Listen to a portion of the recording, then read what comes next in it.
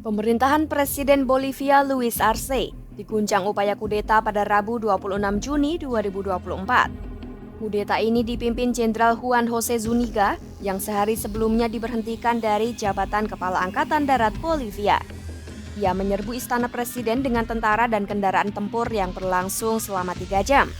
Jenderal José Wilson Sánchez yang baru saja ditunjuk sebagai Komando Umum Angkatan Darat pun memerintahkan tentara yang dimobilisasi Zúñiga untuk mundur sehingga kudeta berhasil digagalkan.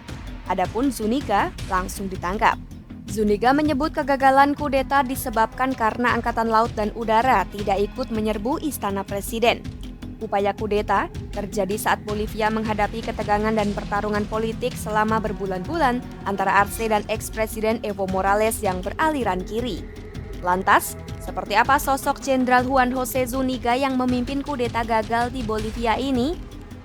Juan José Zúñiga Macias, seorang perwira militer kontroversial, diangkat oleh Presiden Arce menjadi Panglima Umum Angkatan Darat Bolivia pada November 2022. Ia dikenal karena keterampilan intelijen militernya dan dekat dengan gerakan sosial hingga serikat pekerja.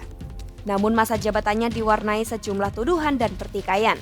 Pada 2013, laporan militer resmi menyebut Zúñiga yang saat itu menjadi kepala resimen infanteri menggelapkan 2,7 juta Bolivianos dari dana publik yang ditujukan untuk pensiun, voucher sekolah, dan biaya perjalanan militer.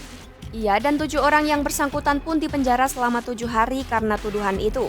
Selain itu, Zúñiga juga dituduh terlibat perdagangan narkoba dan mengancam penulis laporan militer tersebut.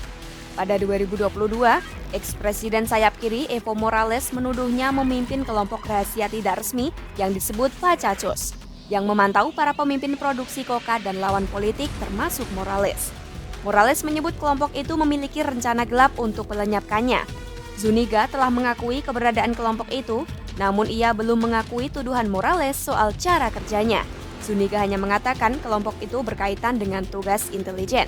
Awal minggu ini, Zúñiga meluncurkan aksi serangan politik terhadap Morales yang aliansinya dengan Arce telah pecah dalam beberapa bulan terakhir. Hal itu membuat pemerintahan Bolivia lumpuh dan partai politik mereka terpecah menjadi beberapa faksi. Dalam siaran televisi, Zúñiga menyebut Morales tak dapat menjadi presiden Bolivia. Bahkan Zúñiga menegaskan tak akan membiarkan konstitusi diinjak-injak, serta menyatakan dirinya berpihak kepada rakyat. Usai upaya kudetanya gagal, Zúñiga menyebut Arce sendirilah yang menyuruhnya menyerbu istana sebagai manuver politik.